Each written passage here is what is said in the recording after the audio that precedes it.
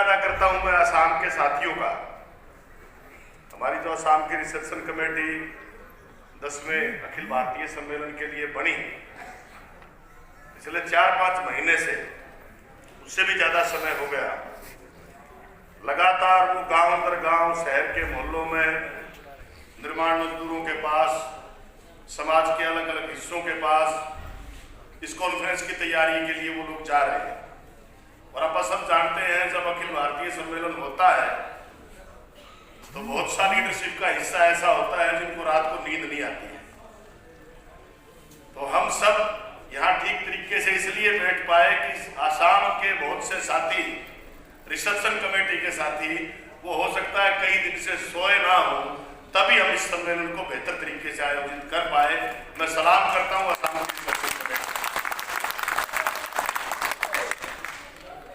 दूसरा साथियों, तमाम मसलों पर अपन चर्चा की है। नई वर्किंग कमेटी चुनी गई है। हमला देश में बढ़ा है क्योंकि दोबारा से देश में मोदी की सरकार बनने के बाद वो बहुत तेजी से हमलावर है, अटैक कर रही है हमारे अधिकारों पे, हमारे हक हकूकों पे।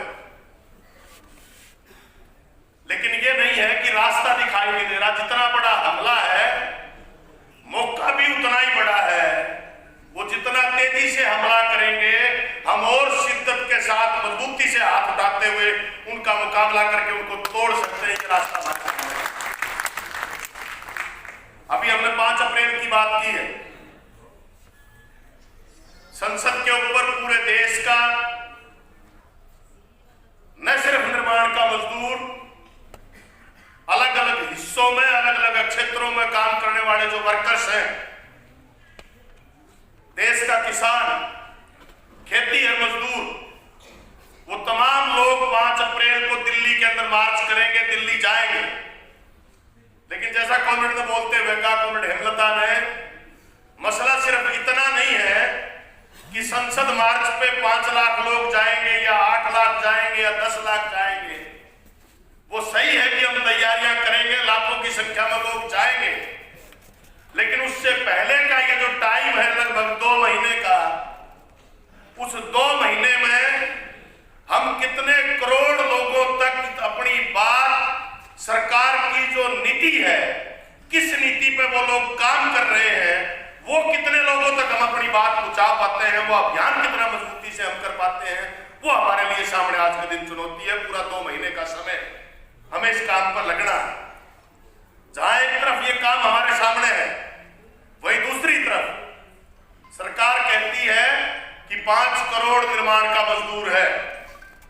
हम कहते हैं कि वो संख्या 5 करोड़ से कहीं ज्यादा, दोगुनी के करीब है।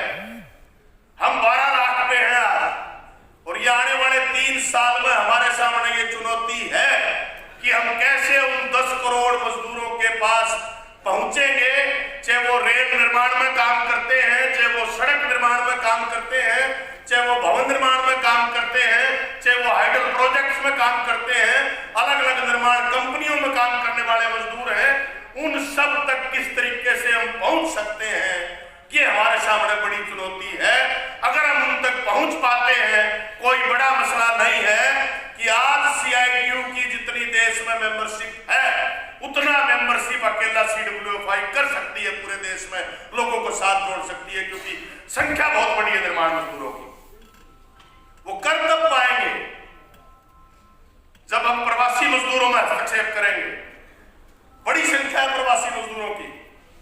जब लॉकडाउन लगा, बड़े हिस्से की तो आंखें उस टाइम पर खुली, पता नहीं था कि हमारे पड़ोस में भी प्रवासी मजदूर रहता है।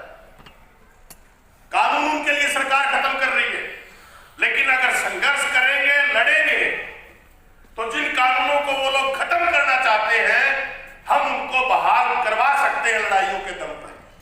वो तमाम हिस्से, चाहे वो प्रवासी मजदूर है, महिला मजदूर है, सबसे ज्यादा पीड़ित हिस्से हैं। महिला होने के नाम पर आप अचंभित हो जाओगे, कंस्ट्रक्शन में काम करने वाली महिलाएं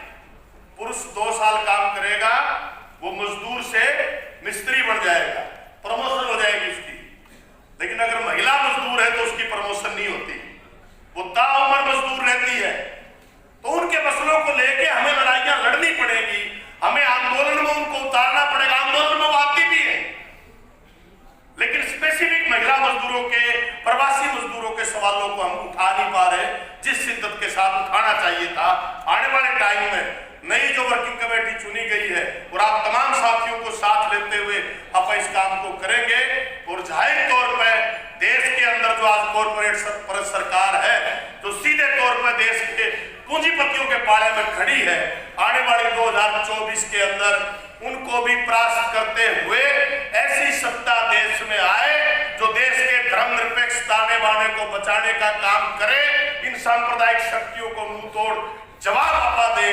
वो आप सारे साथी मिलके कर पाएंगे। मैं आप तमाम साथियों का अध्यक्ष मंडल की ओर से धन्यवाद करते हुए हमारी CITU की leadership, comrade Hemlata, comrade Kashmir Singh Thakur, comrade Sai Babu, comrade Swadesh Dev राय पिछले 3 दिन से निरंतर हमें मार्गदर्शन कर रहे हैं, लगातार हमारे साथ वो रहे हैं। मैं उनका भी और आप तमाम साथियों का धन्यवाद करते हुए एक बार फिर से हमारी जो असम की रिसेप्शन कमेटी है 10वें अखिल भारतीय सम्मेलन के लिए जो बनी थी, मैं दोबारा उनको सलाम पेश करते हुए, रेड सैल्यूट उनको करते हुए आज के सम्मेलन की विधिवत तौर पर समापन की घोषणा करता हूं। बहुत बहुत धन्यवाद। इनकलाब जिंदाबाद।